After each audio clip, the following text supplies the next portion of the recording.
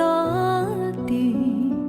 ព្រោះជីវិតបានក្បត់អូនទៅមានថ្មីពេលនេះអូ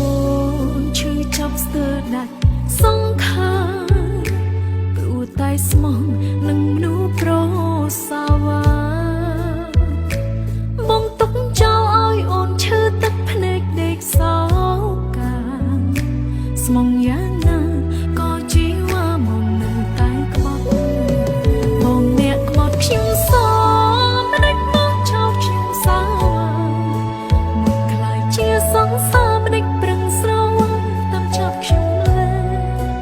បើមិនដឹងទុំមុនមិនឲ្យមានថ្ងៃនេះមិនឲ្យមានស្នាមព្រះព្រោះតែប្រក្បត់ដូចជាបងអ្នកក្បត់ខ្ញុំស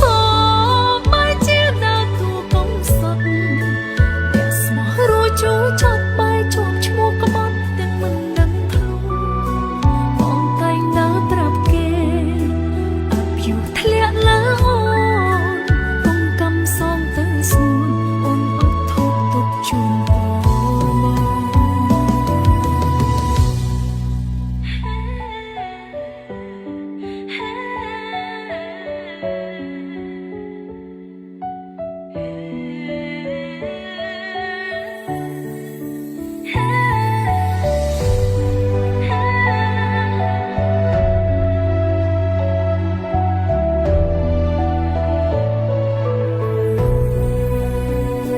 ពេលនេះអូនឈឺចាប់ស្ទើរដាច់សង្ខារព្រោះតែស្មោះនឹងមនុស្សប្រសាវាបងទុកចោលឲ្យអូនឈឺទឹកភ្នែកដេកសោកាស្មងយ៉ាងណាក៏ជីវ៉ាមកនៅតែក្បត់បងអ្នកក្បត់ខ្ញុំស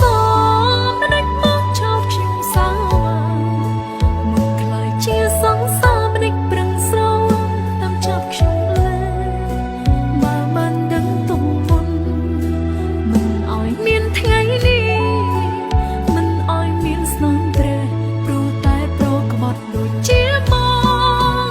ងអ្នកក្បត់ខ្ញុំសបែរជាដើរតួកុំសត់អ្នកស្មោះរួចចូលចាប់បែរជាប់ឈ្មោះក្បត់ទាំងមិនដឹងខ្លួនបងតែងដើរប្រាប់គេអភ័យធ្លាក់លើអូនបងកំសងទៅស្នួនអូនអត់ធូបទុកជូនបងអ្នកក្បត់ខ្ញុំស